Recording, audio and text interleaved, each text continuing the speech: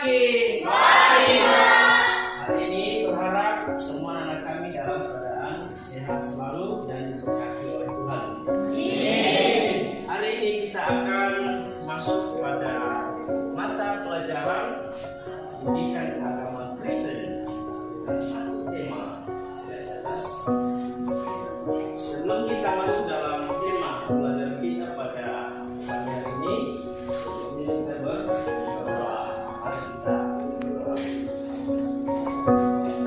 Tuhan Yesus, berkatilah pelajaran kami pada pagi hari ini. Berikan hikmat serta kebijaksanaan kepada kami, supaya kami bisa melaksanakannya di dalam hidup kami hari lepas hari. Amin. Hari ini kita belajar satu materi pembelajaran dengan tema bertumbuh dan semakin berhikmat. Bertumbuh dan semakin berhikmat. Adapun tujuan pembelajarannya akan kita pelajari pada hari ini. Yang pertama, setelah mempelajari bertumbuh dan semakin berhikmat, maka peserta didik diharapkan mampu mensyukuri karunia Allah bagi dirinya yang terus bertumbuh dan menjadi berhikmat. Yang kedua, mampu menunjukkan sikap sebagai pribadi yang terus bertumbuh dan menjadi berhikmat. Yang ketiga, mampu menjelaskan bahwa kedewasaan fisik harus diikuti oleh kematangan emosional. Yang keempat, menyebutkan minimal 3 hal yang menunjukkan kematangan emosional dirinya serta sikapnya yang menunjukkan kedewasaan dan penuh tanggung jawab.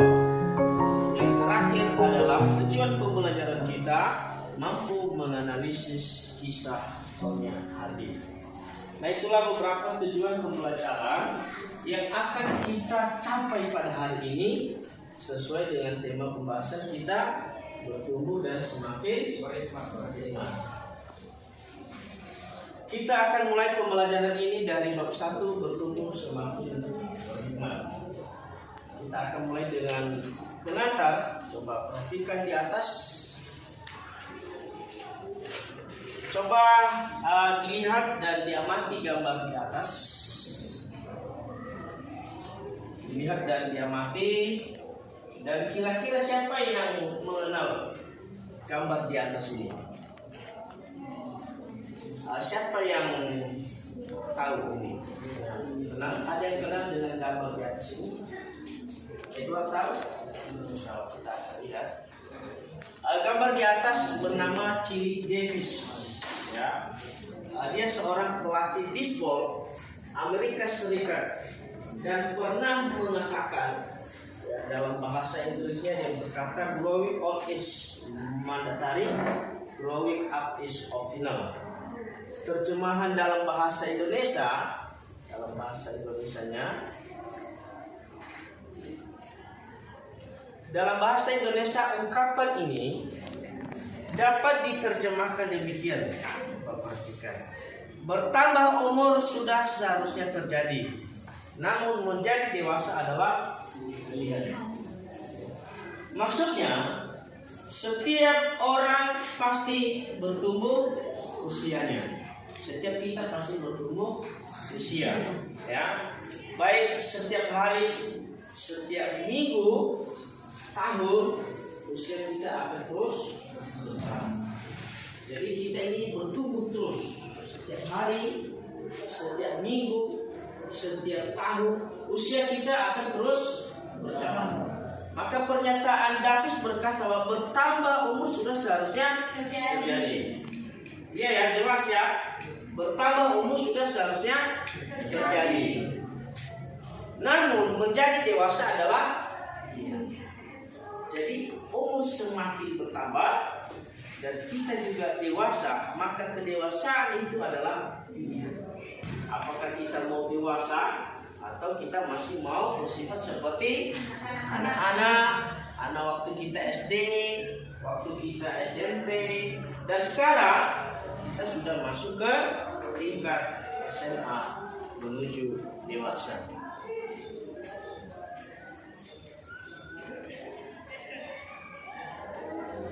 Kita tidak mungkin menghentikannya sampai tiba waktunya. Ketika kita menutup mata dan meninggal dunia kelak, namun bertumbuh menjadi dewasa dalam pemikiran, dalam sikap, dan perilaku. Jadi kita bertumbuh menjadi orang yang dewasa, ya, dalam sikap dan dalam perilaku. Ya, waktu kita SD, SMP harus ada perbedaan. Nah, yang menentukan itu adalah kita. Itu adalah pilihan kita. Kita mau dewasa atau kita masih mau seperti anak. Ya, sudah SMA tapi masih manja. Ya, sudah SMA tapi masih menangis. Sudah SMA masih pipis di celana. Ya, yang suka kencing di celana itu waktu tidur siapa? Waktu umur SD, bahkan ada yang juga SMP masih kencing di celana saat tidur. Ya, masih ada yang melakukan itu sampai sekarang. Ya, jadi dewasa adalah pilihan. Ya, maka mulai sekarang harus dewasa secara sikap. Bagaimana bersikap yang baik, menghargai teman, menghargai orang tua, dan menghargai sesama dan lain-lain sebagainya. Ya. Perilaku kita harus dewasa, ya, memiliki perilaku yang baik, ya, sopan, ya, dan lain-lain sebagainya. Selanjutnya perhatikan gambar di atas. Ya. Gambar di atas bernama Abraham Lincoln. Ya, Lincoln. Ya. Abraham Lincoln, presiden Amerika Serikat yang sangat terkenal. Mantan presiden Amerika Serikat yang sangat terkenal. Dia juga pernah berkata, yang penting bukanlah tahun-tahun di dalam hidupmu, melainkan hidup yang kamu jalani di dalam tahun-tahun. Dia berkata bahwa yang penting bukanlah tahun-tahun, ya, bukan bisa setiap tahun tambah usia, tetapi yang sangat penting adalah hidup yang kamu jalani di dalam tahun-tahun usia. Jadi yang sangat penting adalah hidup yang kita jalani di saat kita berumur 12 tahun, berumur 13 tahun, berumur 14 tahun, berumur 15 tahun, berumur 16 tahun, bahkan sampai sekarang ada yang berumur 17 sampai 18 tahun. Yang sangat penting adalah bagaimana kita menjalani hidup kita di saat kita berumur 12 tahun, berumur 13 tahun, 14 tahun, sampai 16 tahun. Itu yang sangat penting. Ya. Maka di tahun-tahun kita ini harus melakukan hal-hal yang baik, harus melakukan hal-hal yang benar, harus takut kepada Tuhan, harus mengikuti apa yang dikatakan orang tua, harus taat kepada orang tua. Maka itu yang kita jalani. Ya, mungkin selama kalian SMP, bagaimana kehidupan kalian? Apa perjalanan kehidupan kalian? Nanti setelah ini kita akan masuk pada bagian B, ya, berbagi pengalaman. Kita akan berbagi pengalaman pada hari ini. Kita akan membagikan pengalaman kita, ya. Namun sebelumnya kita akan membentuk beberapa kelompok. Jadi kelompok ini silahkan membentuk kelompok 1 4 orang. Silakan untuk orang kelompok 1 berhadapan, kelompok 2, ya, 5 berhadapan di belakang, berhadapan. Kelompok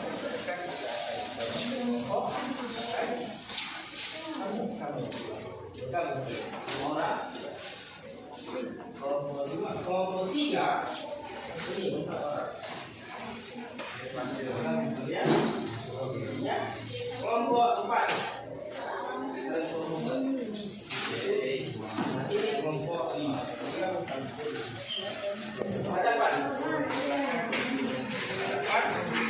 Berhadapan masing-masing, ya. Untuk kelompok kelompok. Bahkan di sini kan. Di sini kan. Oke. Nah, coba dengarkan baik-baik. Kita akan berbagi pengalaman pada hari ini kepada teman kita sesuai dengan kelompok masing-masing. Apa yang kita bagikan? Nah, ini hari ulang tahun yang paling menyesalkan. Jadi,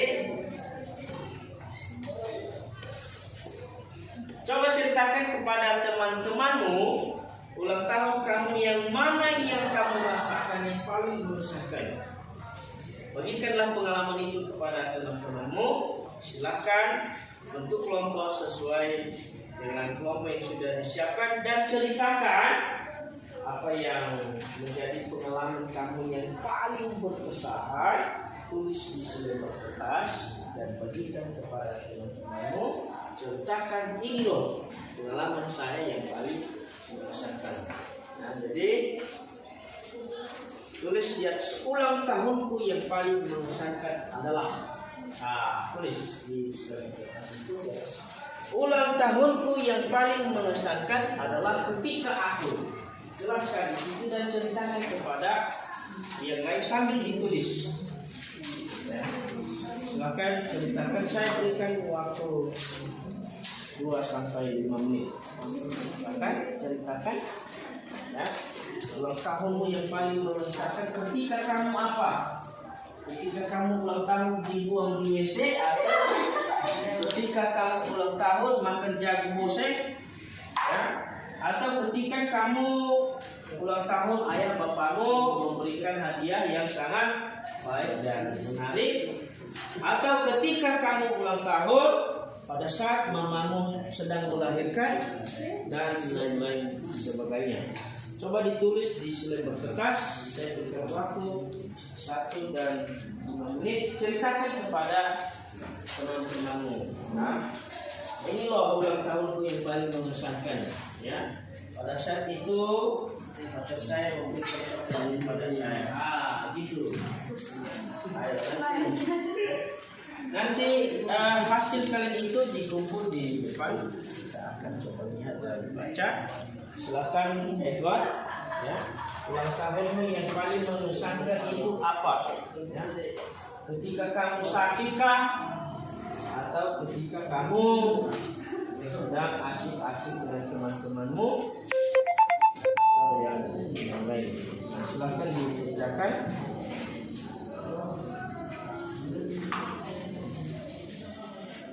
Tidak lama ya, 2-5 menit dengan cepat. Apa yang paling mengesankan sekali sambil cerita ngomong kali. Saya waktu ulang tahun loh, saya dikasih kue, kasih sama abang, beli mobil sama papa dan lain-lain.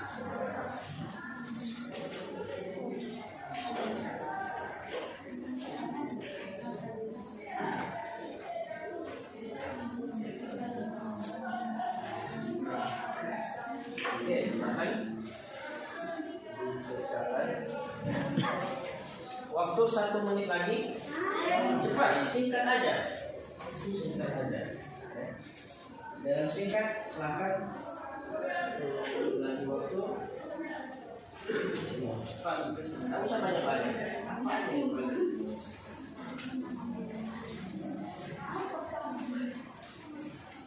Yo, singkat.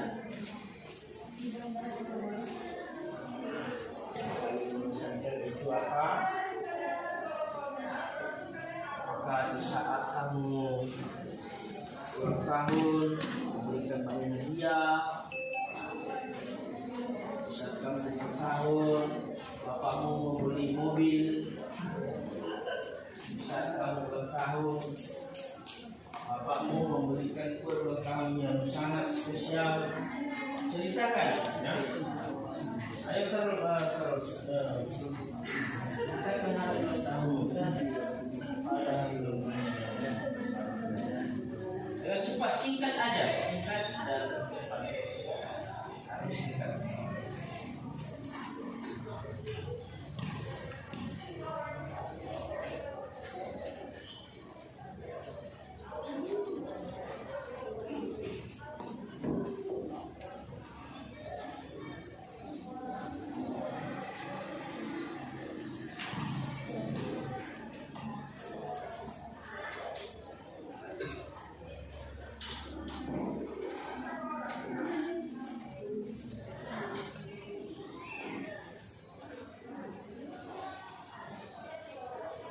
Singkat saja. Apa yang paling mengesankan?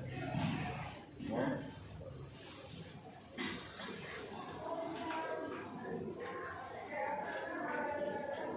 Bagikan kepada teman-temanmu cerita-cerita dan lain-lain.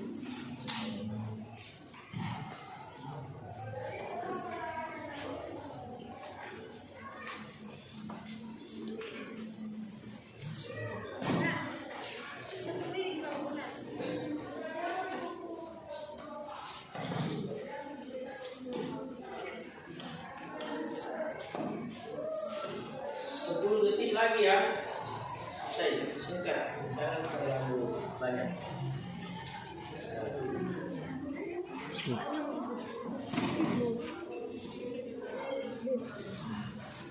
10 detik lagi.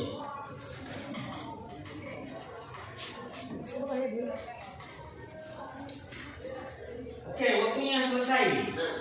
Ya, silakan selesai. Nah sekarang, ya,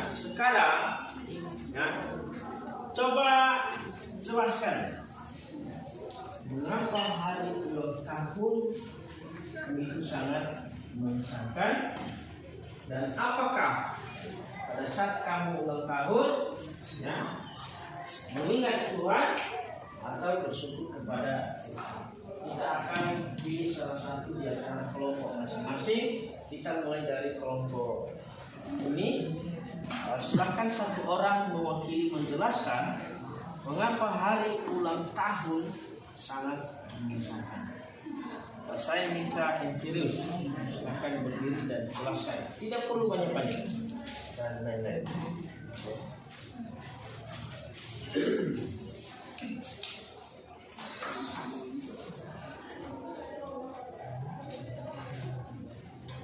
Ayo, jelaskan mengapa hari ulang tahunmu tersebut sebagai ulang tahun yang paling mengesankan. Apa ini? Mengapa?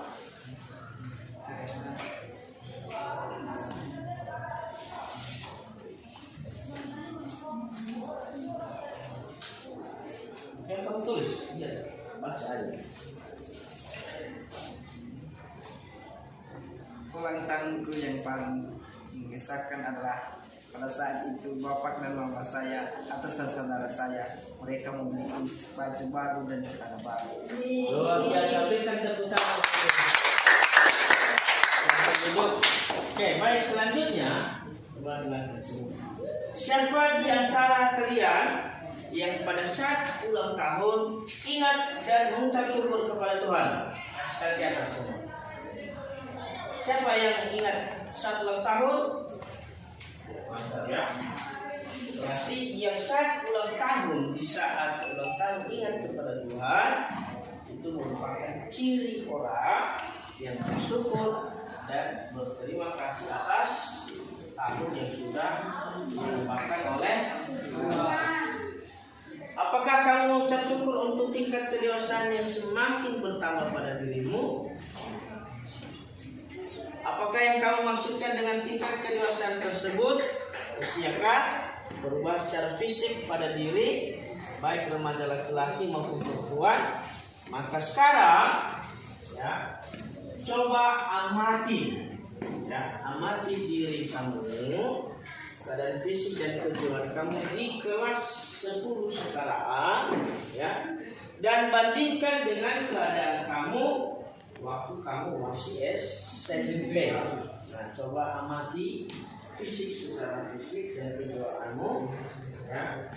Kemudian bandingkan waktu kamu masih SMP. Sekarang kan sudah SMA, dan bandingkan waktu kamu SMP.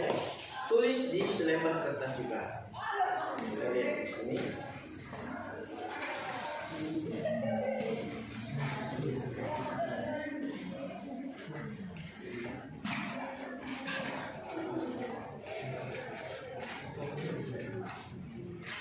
Oke, coba lihat, tulis sesuai dengan soal di atas.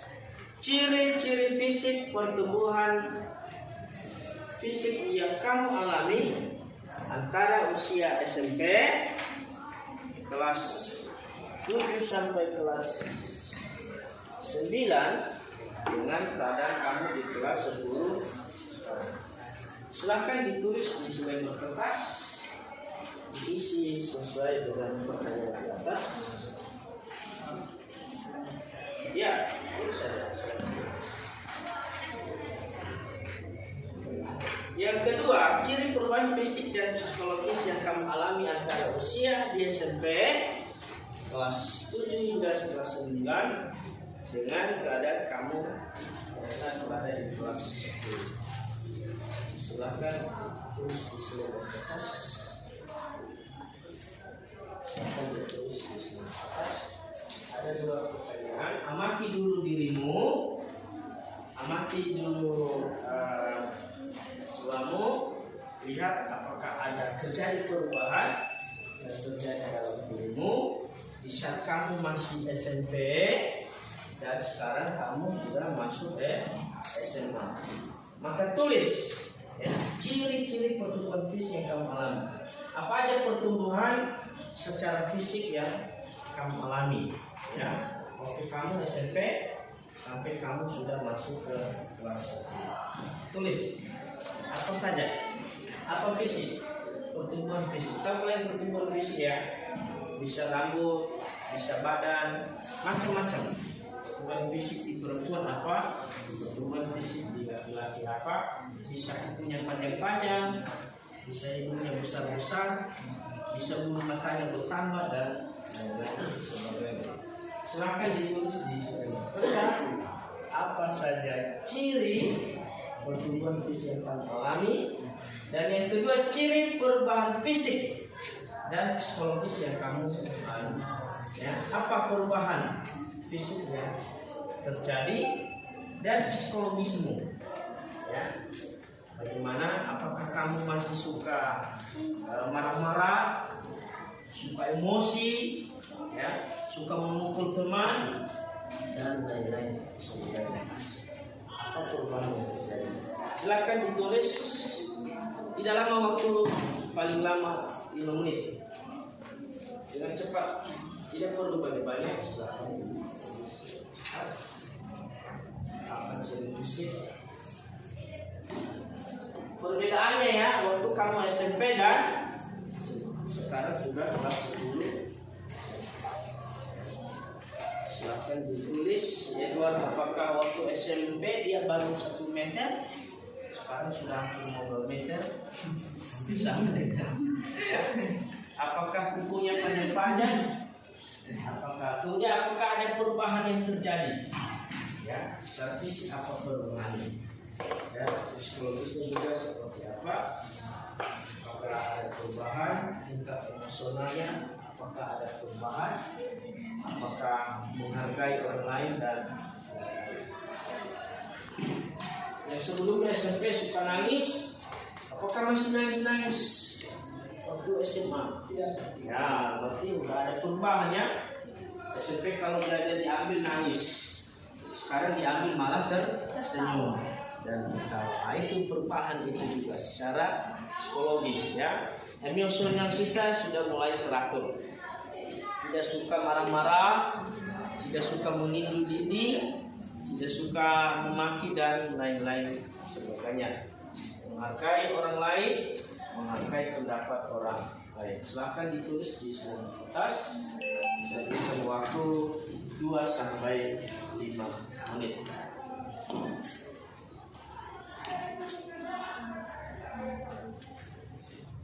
Ya, silakan kelompok 1 di mana?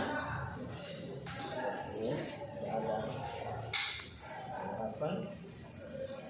Kelompok 2.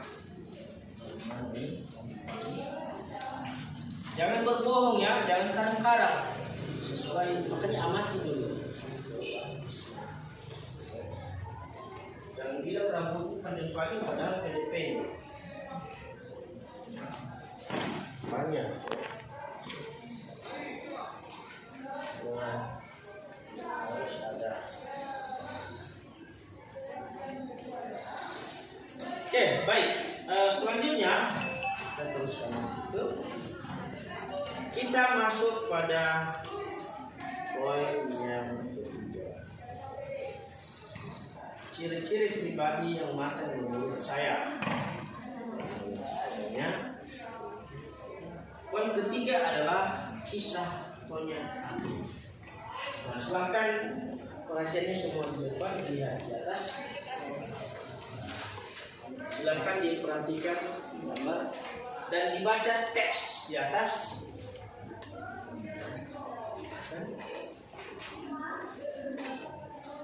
Silakan dibaca di atas itu. Tonya Hati lahir 1970, adalah seorang pemain sepatu es. Dia sangat terkenal di Amerika Serikat pada tahun 1990. Silakan dibaca dan teks di atas seperti apa kisahnya. Semua baca dulu. Pahami teksnya, nanti ada pertanyaan yang akan saya seperti apa.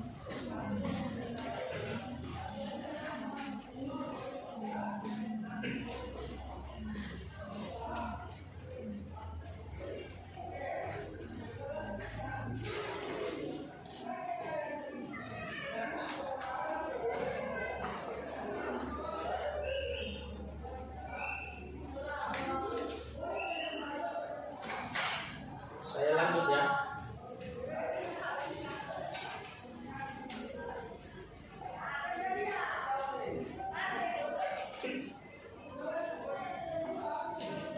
Dibaca.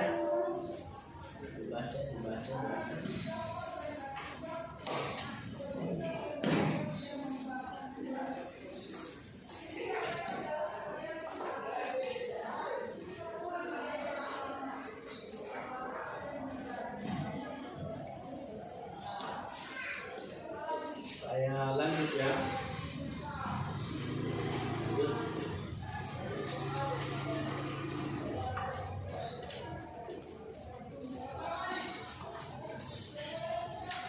Apa yang kita temukan dalam kisah di atas? Jadi apa yang kita temukan dalam kisah di atas setelah dibaca tadi kisah tentang Nabi? Menurut kamu iri hati, ya. Dan dewasa. Tidak dewasa. Di sini apa yang kita temukan sesuai dengan topik pembahasan. Setelah kalian baca pahami, apa yang kita temukan? Budi, apa yang kamu temukan?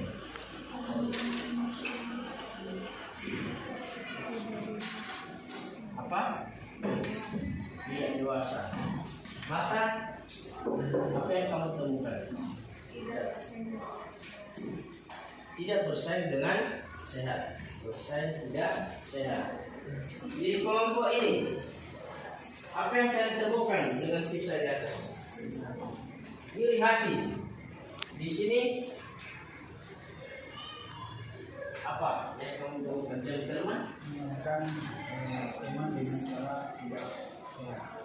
Mengalahkan teman dengan cara tidak sehat. Semua yang kalian sampaikan itu benar, ya. Ada di situ ada iri hati, bersaing tidak sehat, mengalahkan teman tidak bagus, ya, dan lain-lain sebagainya. Apa yang kita temukan dalam kisah di atas? Kalian baguskan aja kursinya.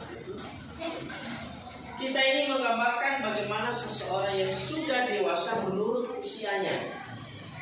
Kalau di hati itu sudah dewasa, menurut usia dia sudah dewasa, ya. Ternyata tidak mampu menghadapi masalahnya secara dewasa. Nah, ada orang dewasa dan juga tidak mampu menyelesaikan masalahnya dengan dewasa, ya. Tonya Hati misalnya, nah itu kejadian seperti Tonya Hati udah dewasa, ya, tapi tidak berpikir secara dewasa, ya. Dia melakukan kesalahan dengan cara mencelakakan teman sebelum pertandingan. Harus menghadapi Nancy Beringan lawannya yang sangat tangguh dan dalam pertandingan sepatu es. Ia khawatir Ia khawatir tidak bisa memenangkan pertandingan itu dengan mengalahkan Nancy di area pertandingan.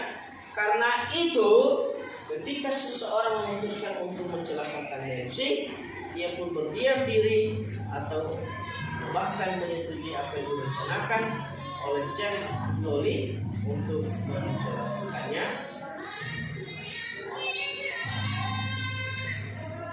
Ini adalah sebuah contoh tentang emosi yang egois. Nah, kejadian penyamaan itu salah satu contoh, ya, orang yang tidak bisa mengendalikan emosi dengan baik dan benar. Jadi salah satu contoh emosi yang negatif, tidak berpikir dewasa, tetapi melakukan kesalahan tidak baik dan tidak benar. Ya, yang sebenarnya dia tidak harus melakukan itu. Orang yang sudah dewasa itu harus bersaing dengan sehat, bersaing dengan baik. Ya, maka apa yang dia dilakukan penyahat sebenarnya curang. Ya, apa yang dilakukannya? Dia melakukan curang. Baik. Maka sebenarnya apa yang baik yang harus dilakukan? Berbagai firman. Berdiri dulu. Apa yang harus dilakukan sebenarnya? Kalau kita bersaing dengan baik. Ini jalan-jalan yang agak si perempuan, mungkin perempuan. Apa menurut kamu? Mungkin apa yang harus dilakukan punya hati sebenarnya supaya dia bisa menggunakan pertandingan pada saat itu. Harus sungguh-sungguhlah.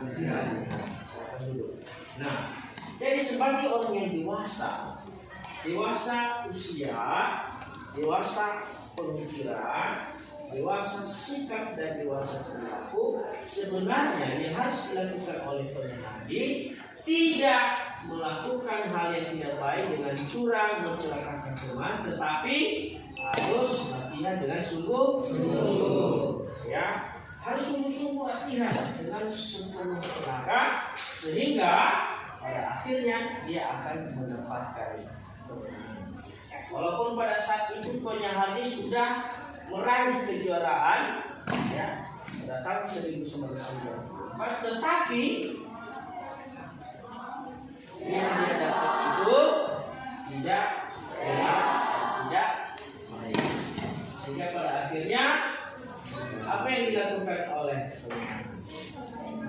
dengan curang setelah ketahuan apa tidak penyahadi dicabut, ya. Tonya hadis karena dia sudah sadar, sudah dewasa, maka yang dilakukannya adalah sadar dan meminta maaf atas kesalahannya, sehingga gelar kemenangannya dicabut dan tidak diizinkan lagi untuk bisa mengikuti pertandingan bahkan sebagai pelatih sekalipun. Nah, itulah kadang-kadang kehidupan orang yang tidak dewasa. Ya, orang yang tidak dewasa itu kadang-kadang mengambil jalan pintas, mengambil jalan cepat. Salah satu contoh yang kita perhatikan ya.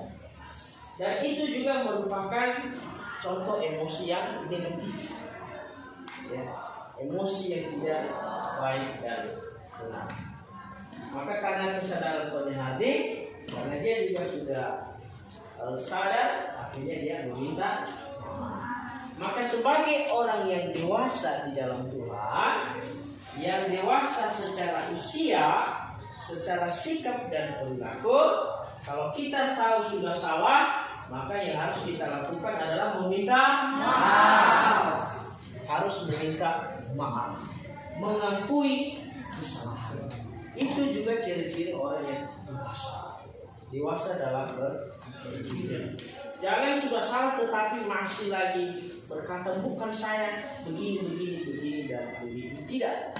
Sekarang posisi kita sudah dewasa. Kalau sudah salah harus meminta maaf. Maka kalau kita sudah minta maaf akan diampuni. Walaupun ada konsekuensi dari kesalahan kita. Seperti kisah dari Tonya Hardi di atas sudah minta maaf, tetapi ada konsekuensinya, diberikan hukuman ya dengan membayar denda pada saat itu $160 dan juga tidak terlibatkan dalam pertandingan apapun. Memang itulah hidup. Ya, setiap kesalahan yang kita buat harus ada konsekuensi. Tetapi orang yang dewasa, yang bertumbuh dewasa dan semakin berhikmat, maka yang kita lakukan adalah harus melakukan yang baik, harus melakukan yang benar, harus melakukan yang sesuai dengan apa yang kita kehendaki. Dan kalau ada kesalahan, kita harus sadar dan meminta maaf, dan juga harus sadar bahwa dari setiap kesalahan ada konsekuensinya. Ya. Coba diskusikan hal-hal di bawah ini dengan teman sebangkumu dan carilah contoh-contohnya dalam kehidupan sehari-hari. Ya, ini tugas diskusi kita, ya. Diskusi kita ya, dengan teman-teman sebangku, tulis di sini buat kita contoh ketidakdewasaan. Nah, silakan diskusikan untuk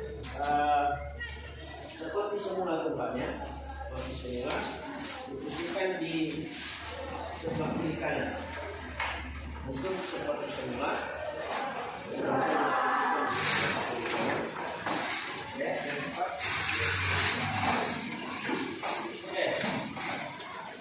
Diskusikan kepada temanmu di sebelah kiri, ya.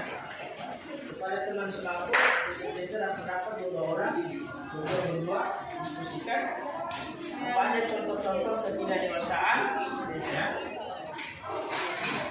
Di dalam keluarga, di dalam pergaulan sehari-hari, di dunia olahraga, di dunia pendidikan dan dunia politik. Silakan duduk, ya, diskusikan. Berdua kalian.